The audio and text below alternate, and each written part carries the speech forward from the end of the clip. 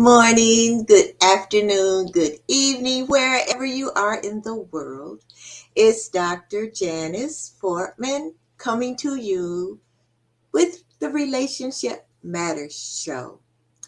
First of all, what I want to say is that the guest that was supposed to be on this evening, Evelyn Wang, was in kind of a minor car accident. So, what we want to do is send her our prayers and hope that everything will be okay. She was sideswiped by another car. So we thought that rather than for her to try to rush and be on the show, we would schedule her for another time. So Evelyn, we hope everything is fine, everything is going well, that you weren't really injured, and we will all be praying for your speedy recovery and looking forward to you being a guest on the show.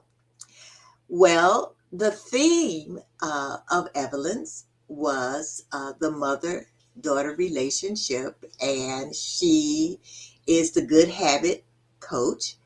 And since that theme was the theme for this month and will be at least one Thursday every month, this evening or morning or afternoon, wherever you are, I thought that I would go ahead and expound on that theme.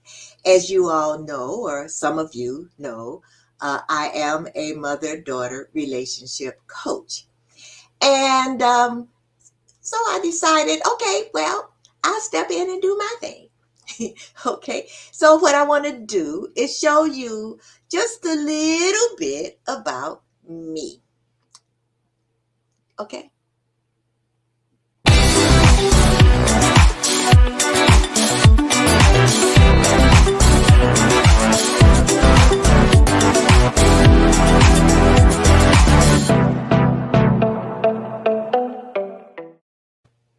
Well, that is a little bit about me. We had a comment on here, and I wasn't sure what she was saying.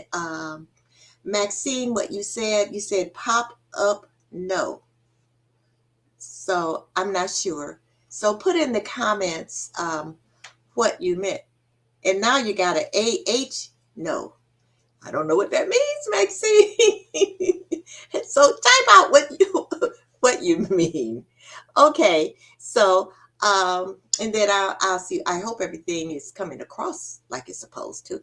But anyway, let's go and we'll talk a little bit about the mother-daughter relationship.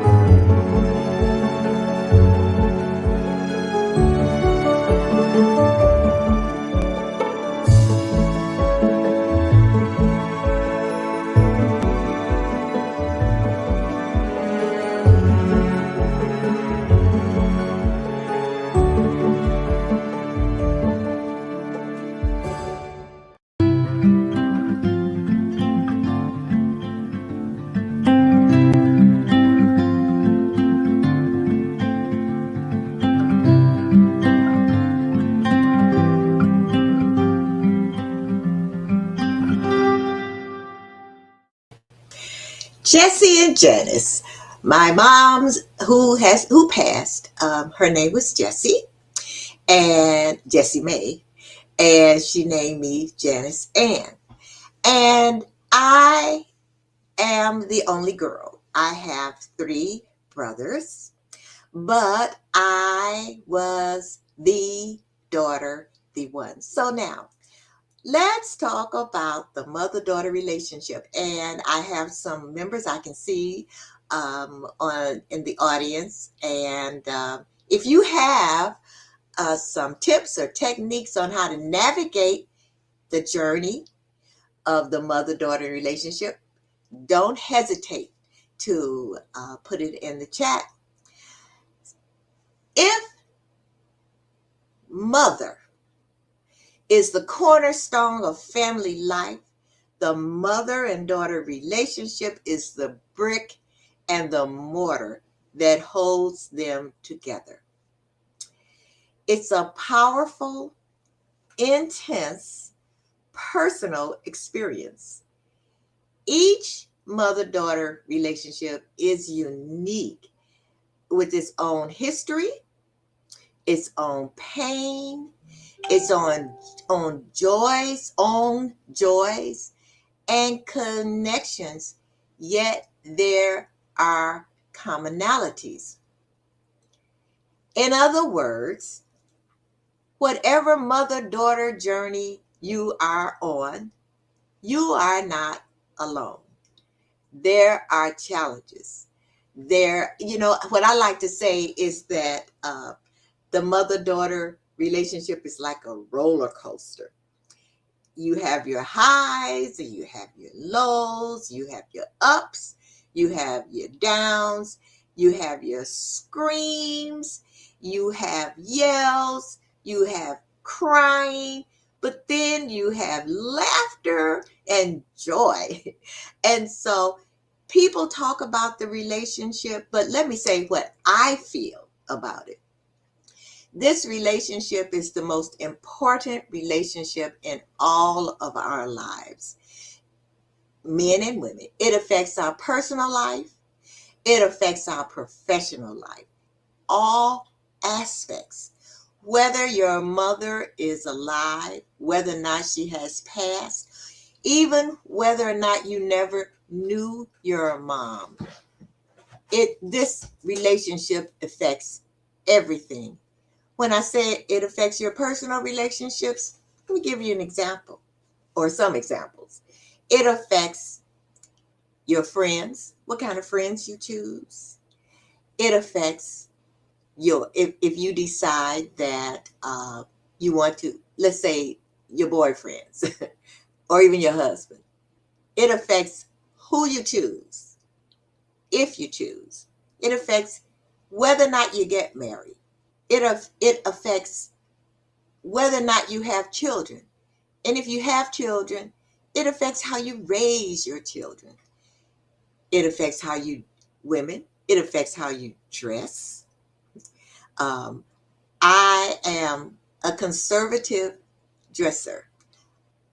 No matter what, even though I want to be like, fly, I gravitate towards conservative kind of clothes because my mother dressed like that. She dressed very well.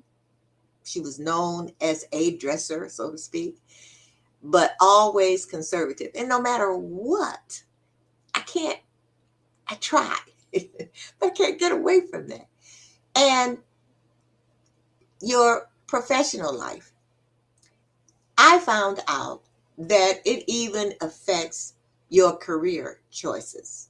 So I want you to look back at your own experience as a mother or a daughter or even a grandmother, how that relationship has affected everything in your life.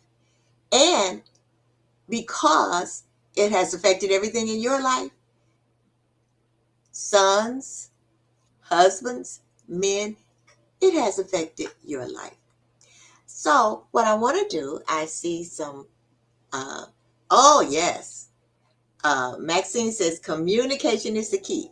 And I am going to talk about communication. And she says, I'll put her on. You can fuss, cuss, and all the good things, that with being a mommy. Yes. Uh, I know Maxine has a daughter and she has a granddaughter. So, the whole relationship is involved around communication. When you don't have good communication, you have misunderstandings, you have arguments. It's so important that you use if what I would call effective communication. Because, and when I say effective communication, I mean using your voice, using your body, using your expressions. Can you imagine um, saying something? I'll say this, you can say something in different ways. And depending on what you mean, what's behind what you say, that person will look at you, your daughter, since we're talking about mothers and daughters, your mother or your daughter can take it in a way that you really don't mean it. Example, oh, you really look nice today. Or, oh, you really look nice today. Think about that. Those are the same words, but the way I said it both times can be received differently. So when we talk about communication, it's extremely important to communicate. It's also extremely important to communicate your needs and the way that you are feeling. A lot of times what we do is we keep it in here. We don't say what we need. We don't talk about our feelings. But it's important to talk about your needs and your feelings. You have to communicate. Com- Communication, I always say, is everything. Communication is everything in all kinds of relationships, and especially in the mother-daughter relationship.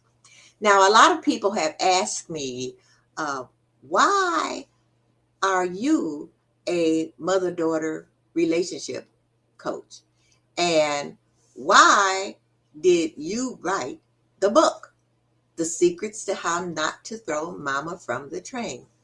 Well, I wrote it because of the journey that I went on with my mom, um, our relationship. And I'll say this, I'm the only girl, as I said earlier, and mom and I were really close. But as we got older, our relationship started changing. So think about this, the relationship that you had or have with your mother when you are little bitty, the change in your relationship when you became a teenager, the change in your relationship when you became an adult, the change if you are midlife or senior, the change in your relationship with your mom and or your daughter as you got older. And what I wanted to do was kind of chronicle that relationship. But what I started with, now the reason why, so anyway, I wanted to chronicle that relationship. But as my mom got older, it seemed like we were clashing all the time. I could say blue and she would say yellow. If she said gray, I would say green. And it got to a point where we just weren't getting along. And I used to think that I was all alone, that this was just me and my mom. But the more I talked with other women, um, I would hear, oh, almost the same thing. We argue all the time. I don't understand what's happening. And so one day I was sitting in a restaurant and I was complaining. to one of my girlfriends about what was going on, with me and my mom. And it was a lady who was sitting behind me. And she said, I don't mean to butt in or interrupt. She said, but I'm having the same issues. And some of my girlfriends are having the same issues. So what's going on?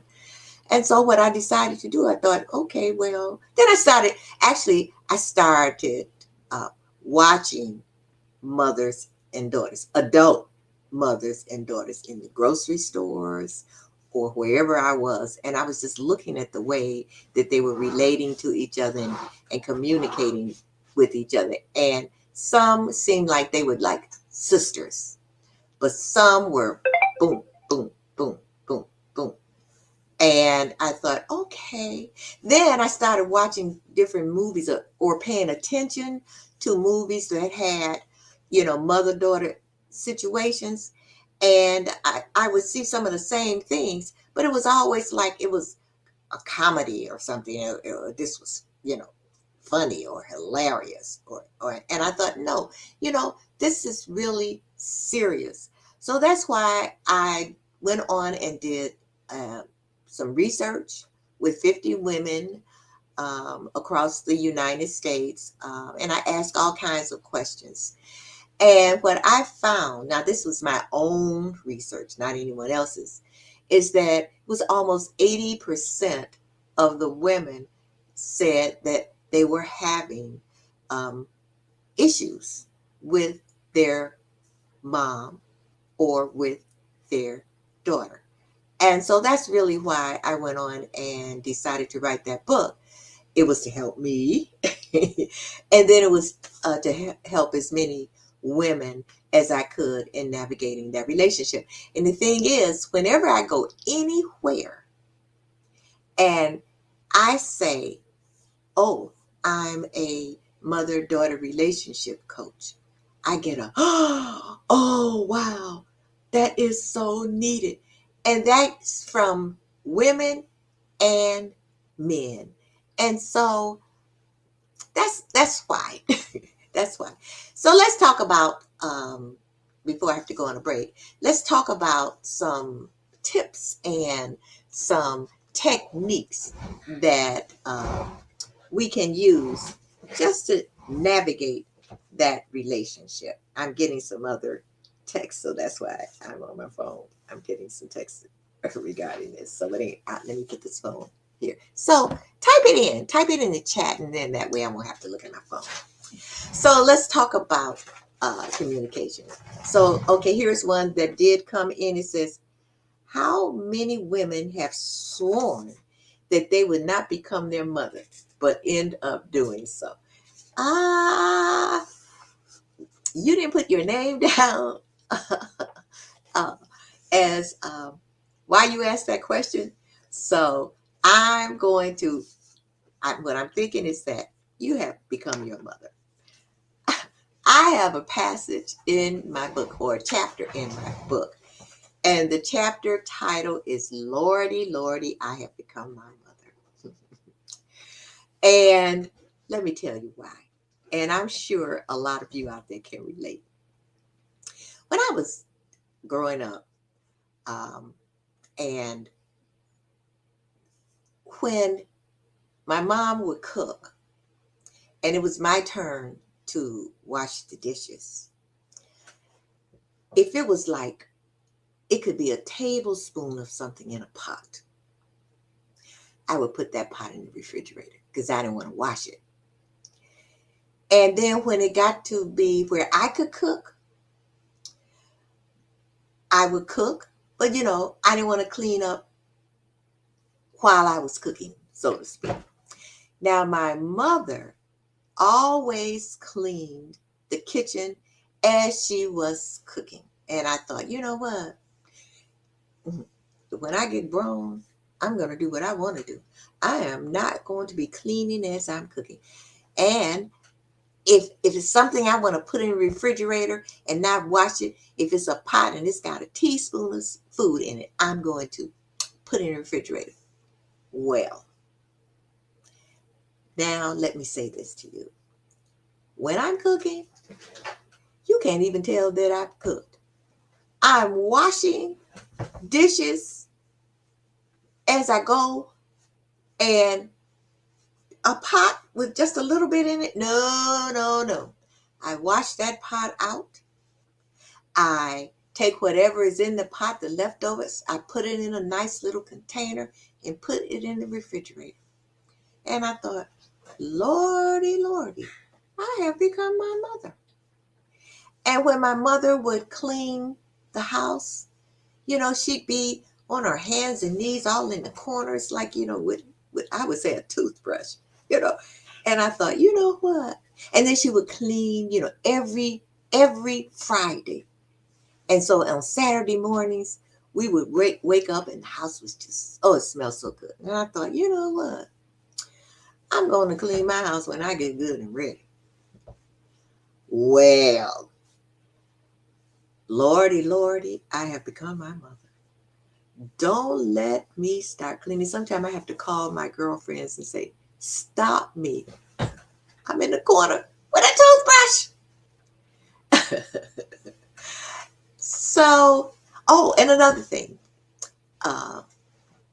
My mother, when she would cook. So now we were not rich.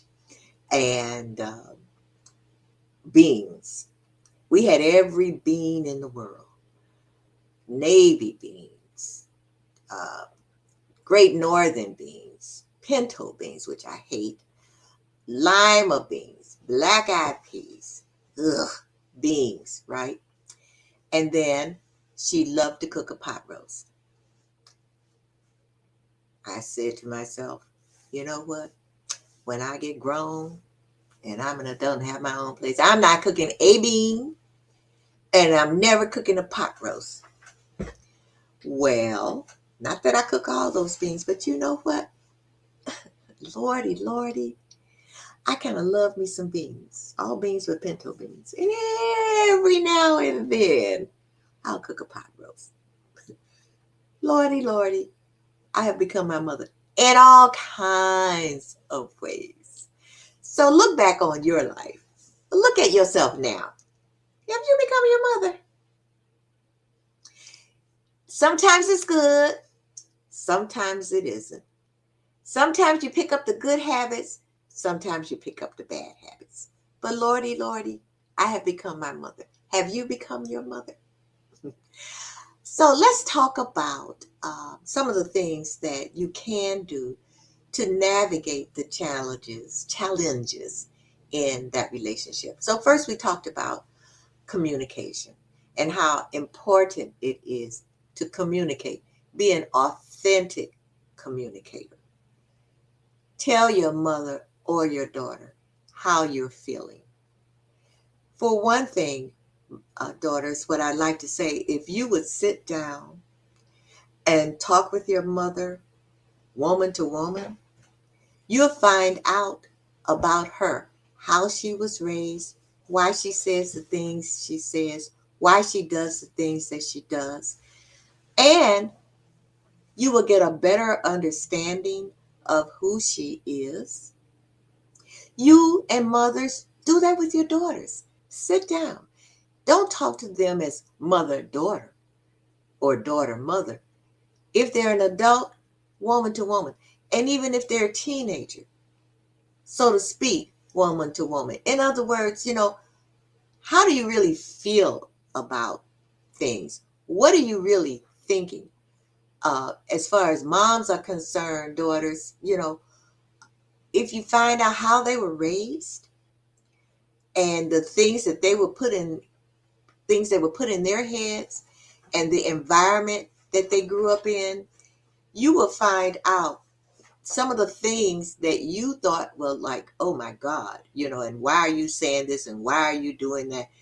You will find out that that was the way that she was raised, the environment that she was raised in. Then what happens is a lot of things you don't take personally because that's who she is. So what you want to do is develop a passionate view of each other and each other's actions. And this way, what you're doing is you're strengthening your ability to communicate effectively. Now, let's talk about conflicts. As I said, my mother and I, oh God, you know, conflicts.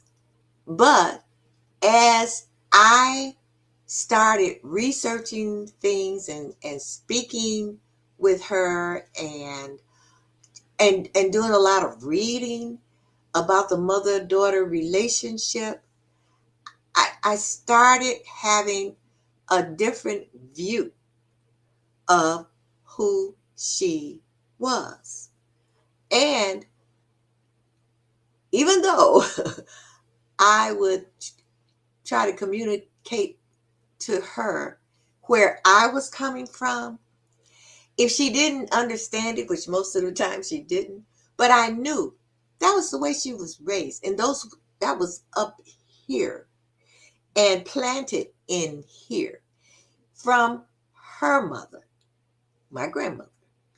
And so kind of, I would say, towards the end of her life, I really started to understand a lot of the things that she would say, uh, some of the things that, the way she raised me, and just a lot of things. Now, what I do want to say is, I like to sing, and I was in a singing group in high school called Sweet Tones. And one day, some of you might know who he is, Jerry Butler, the singer, came to our high school. And he heard us sing, and he was looking for background singers. Now, I was a senior in high school, and he wanted us. Well, I thought, oh, wow, this is great. I'm going to be a star. We're going to be background singers, and we're going to travel all over. My mother said, absolutely not. What? You are going to college. What? You are going to college. You are not doing background singing for anyone. I thought that was, oh my God, she's destroying my life. Well, then I got this. Well, I had always been getting this, about college, how important college was. And you need to get your education. Blah, blah, blah, blah, blah. Okay. I didn't want to do that. But I did because she was my mother. And she made me. But you know what I found out? I found out that when she was going to college, she was in her sophomore year, and my grandmother pulled her out because of finances. And my mother was never able to go back and finish her college education. And that made me understand why she pushed me so hard.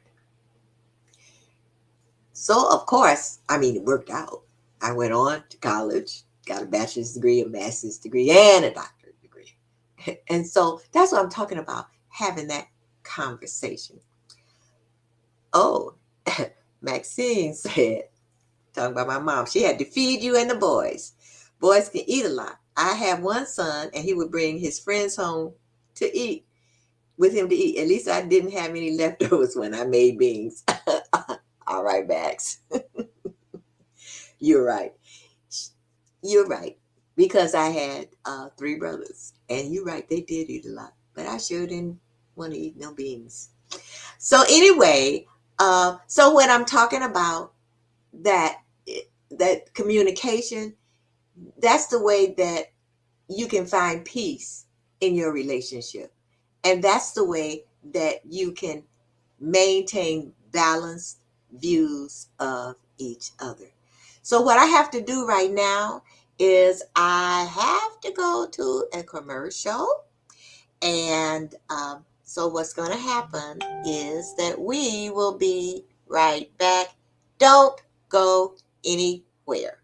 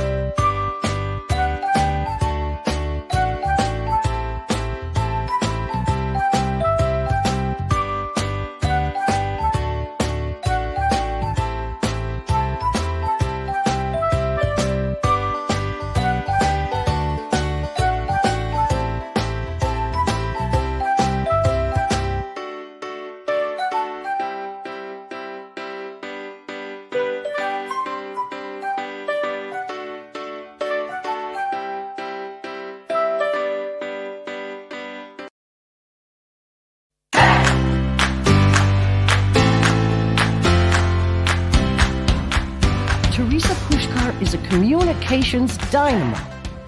A one-of-a-kind author and edutainer, she weaves her potent message on the power of present moment living into everything she does.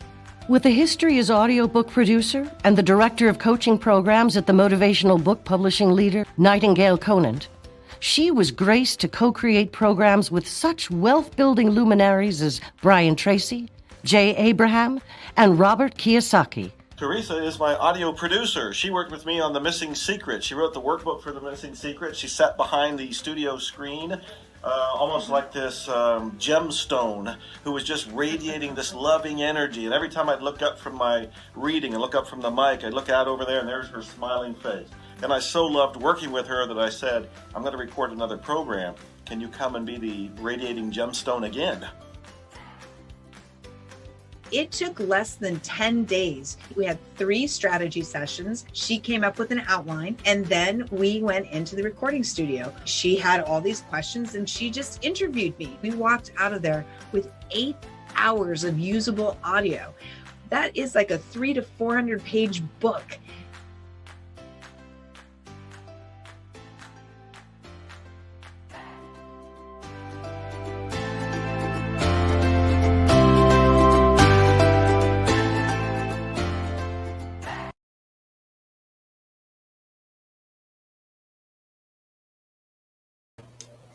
Well, we're back talking about the mother-daughter relationship. So, many relationship problems, as we said earlier, are rooted in a communication breakdown. And I think that's really the main issue with the challenges in the mother-daughter relationship. And this can be as simple as not really hearing what the other person is saying because we get caught up in our own fixed perspectives. So think about that. Communication is everything. Now, if you have some tips about how to navigate this relationship, don't hesitate to put them in the chat. Some of them, I like to talk a little bit about some of the things I talked about in my book. As my mom, and I'll talk about me, as my mom got older, one thing that we really loved to do most of the time was shop. And we love to shop, for clothes, of course, and shoes and stuff like that. And so what was happening is as she got older, and we would go shopping, and I thought, why is it if we go shopping and let's say she saw something she liked, I saw something I liked, then we would buy, I would buy what I wanted, she'd buy what she wanted. And then when we would get home, she would say, why is it that every time we go shopping, you have to buy something? And I thought, huh? I thought and this is her, I thought this shopping trip was about me. I thought, oh, okay. And so what I would do is that I might would see something that I liked, but I wouldn't get it. I'd go back later because it was about her. And I thought, now what the heck is this all about? You know? And so I, of course, I went and I decided to read about that. And then it said that what I read, a lot of different books that I read, is that as women or moms get older, in a sense, they get a little bit more selfish. That's because they raised you that it was about you because they had to neglect their needs and their wants because they were raising you. And so now they feel like, okay, it shouldn't be about you anymore. It's always been about you. Why can't it be about me? And it manifests itself in just different little ways. And that was one of the ways that it manifested itself, with my mom. But I had to understand that because at first it was like, well, why can't I get something? And this is not all about you. But yes, I had to make it about her. Now, as my mom got older, she started suffering from, I would say, dementia. Now, this is something that I really want to talk about, especially to daughters whose mothers are older, or even if you're younger, something that maybe your mom might end up going through. So there were little things that was happening, but I didn't know anything about dementia or Alzheimer's. And I would just, poo-poo stuff. And so she had a cleaning lady, and she started telling me that the cleaning lady was using her face cream. And then the cleaning lady was doing this and doing that and taking this and taking that. And I was saying, Mom, why would the cleaning lady want to use your face cream? And then as time went on, one day I went in her clothes closet, to get her something to wear because we were going out. And I saw all this stuff. I saw bananas, I saw cookies, I saw bar soap. And it's like, why, Mom, why is this in your closet? Because, and she would tell me, because the cleaning lady has been eating my bananas, been this and that and taking, and I'm just poo-pooing, right? I don't know anything about, the signs of early dementia. And I'm just like, oh, Mama, please, why would she want to take your soap? Well, so she can use it wherever else she goes. Okay. But things started happening. Now, she always had an excellent memory. But then I started noticing she would ask me the same thing, over and over. And I'd get, like frustrated. And I'd say, well, I just told you that. I just told you that yesterday. Not knowing. And things kind of progressed until one day it was like I had a $20 bill over here. You've been the only one here. You took my 20. What? I didn't take your. Yes, you did. And I got so upset. And I'm thinking like, no, why would you say that I'm taking your money and I'm not taking your money? But you know what? That is one of the signs. It's like that. It's like a paranoia. So if you see different things happening, like changing, not really wanting to socialize, and she was a social butterfly, but feeling like, well, no, I don't really want to go out. I really don't feel like socializing anymore. Not but I couldn't get her to go different places anymore. And dressing, um, she was always fastidious about the way she dressed. But then, changing. So there were these changes that I did not know about, and then until I started reading things and researching. And someone said to me one time, well, do you think your mother uh, has early dementia? And I thought, what? Until I started reading and paying more attention. And that's what was happening. And so what I'm saying to you, uh, younger women and even older women, and your mom still here, is that watch for those signs, because now I believe they have medications that can prolong the onset, or keep the onset of dementia at bay.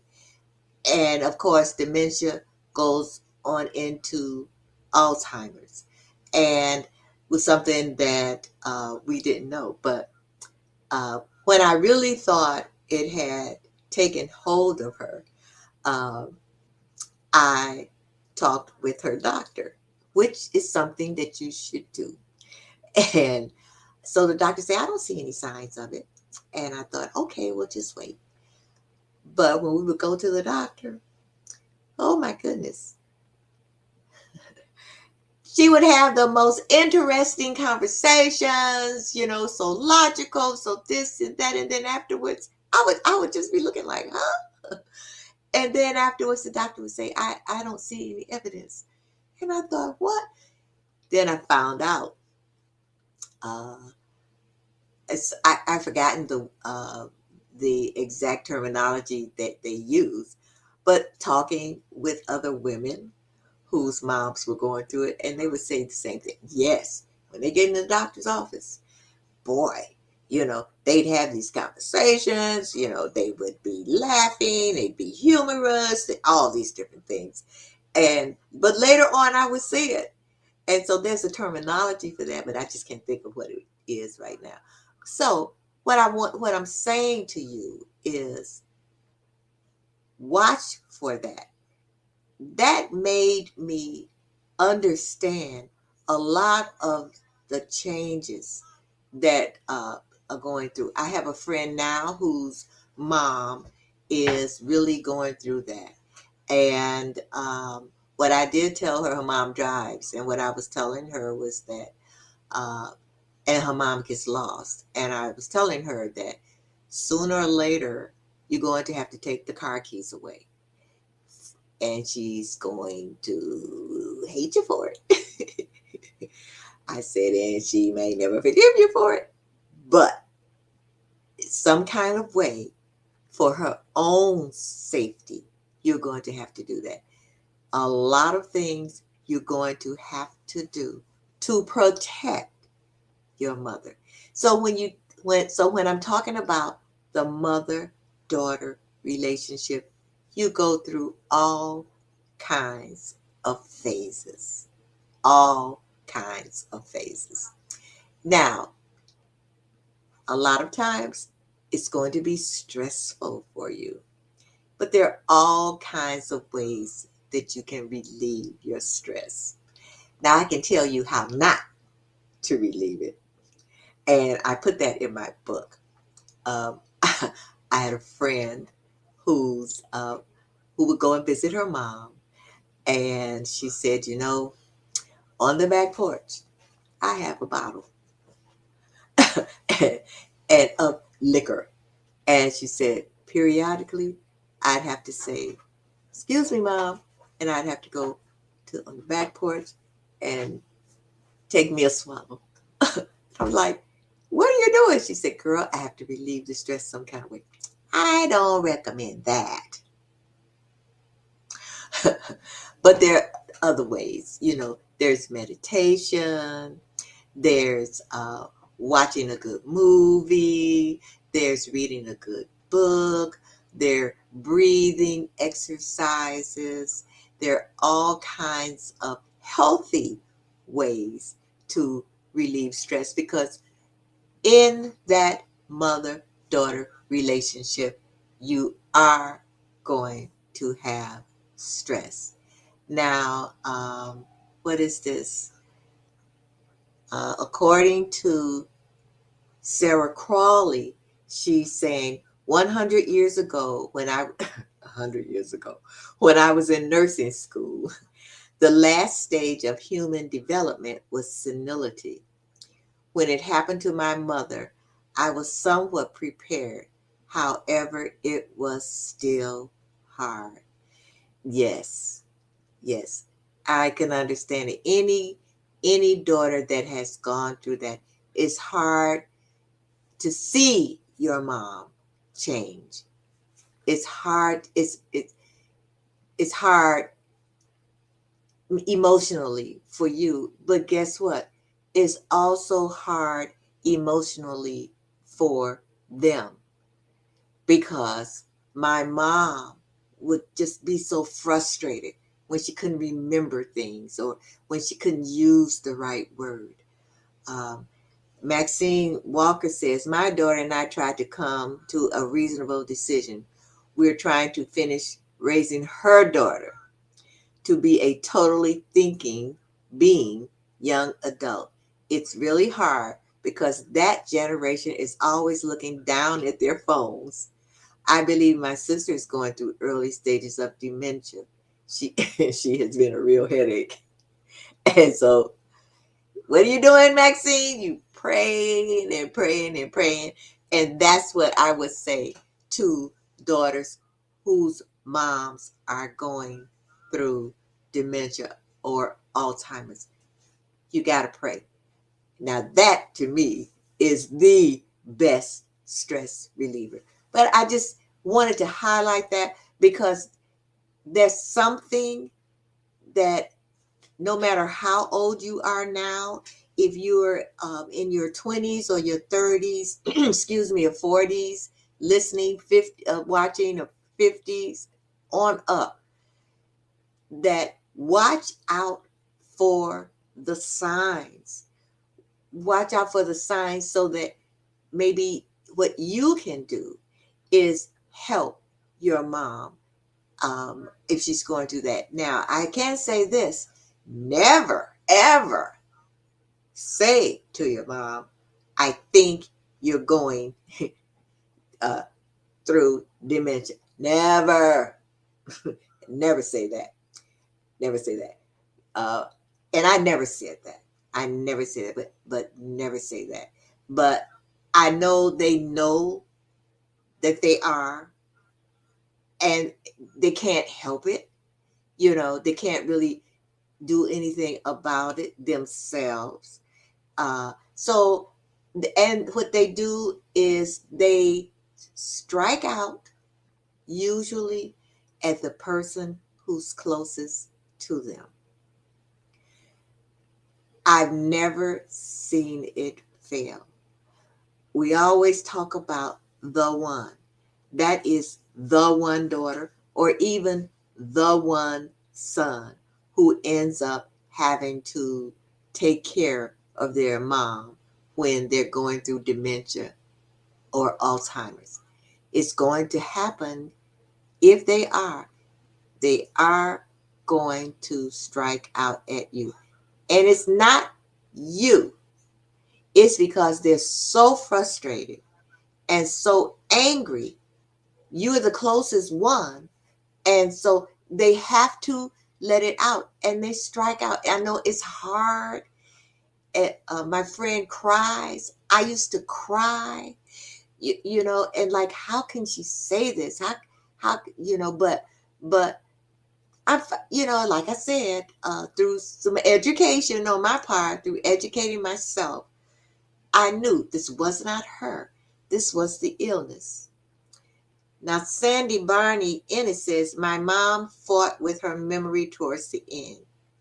She challenged us wanting to always be right or wanting the last words on any subject matter.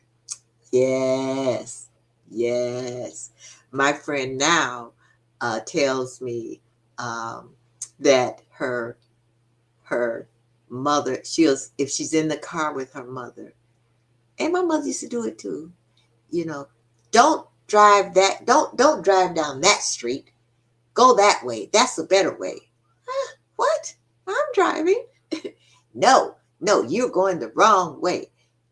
And OMG, if for some reason there's a lot of traffic the way I was going, I told you so. So yes, Sandy, yes, always wanted to be right, always having to have the last word. It's hard now. My friend who's taking care of her mom, when I said about that selfishness that comes through, she cannot call any of her friends while now she's visiting her mom. She's staying there for, like, her mom lives in a different state. She stays there for 5 weeks at a time. 5 weeks. She has to wait until her mother is asleep to call because her mother wants all the attention. And her mother has said to her, you're here for me.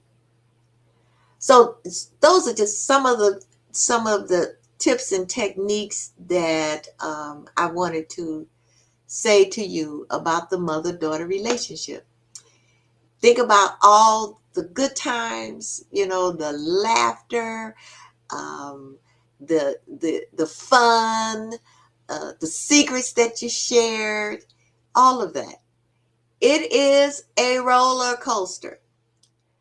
Hard to understand. It's a distinct, dynamic relationship that I think needs more research and I think needs more focus on having a beautiful, loving, forgiving relationship, mother-daughter relationship. Now, what I didn't go into, and I'm going to go into that the next time I get a chance, is multi-generational and social environment, all of these aspects that play a significant role in how mothers and daughters relate to each other. Multi-generational, great-grandmother, grandmother, mother, daughter. Social environment, sometimes we're looked at as the second sex. The second sex. And where that comes from and why mothers and daughters have difficulty at times navigating that relationship. Sandy says, I'd give anything I own for another day. Yes, even if it is a completely confused day, I'll take it. Yes, Sandy, I agree. And she said, We had many more good times and good days than bad ones. Yes, Sandy. Same here. Same here. So if your mom's with you, if she's still with you, enjoy. You only get one mother.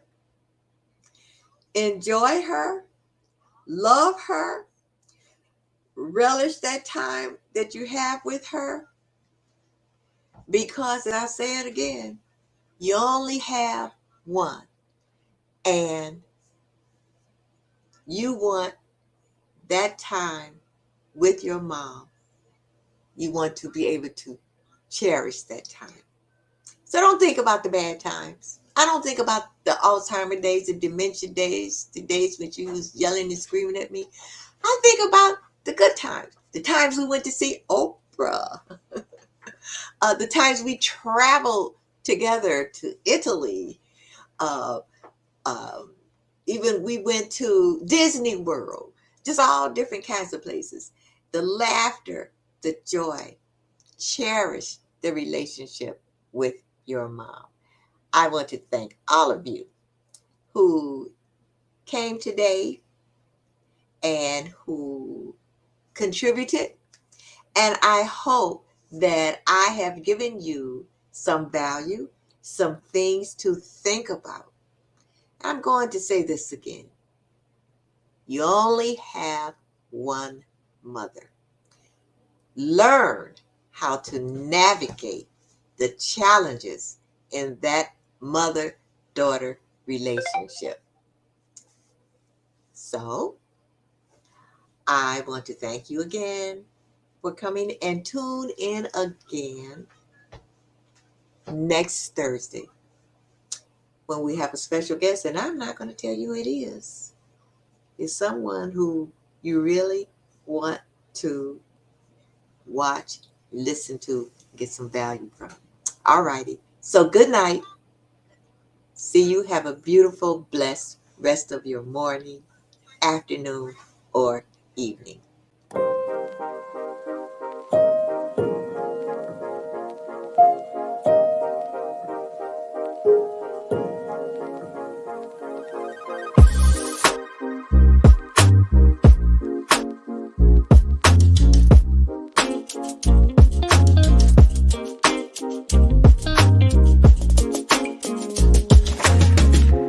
And I am so happy that your relationship with your daughter has improved.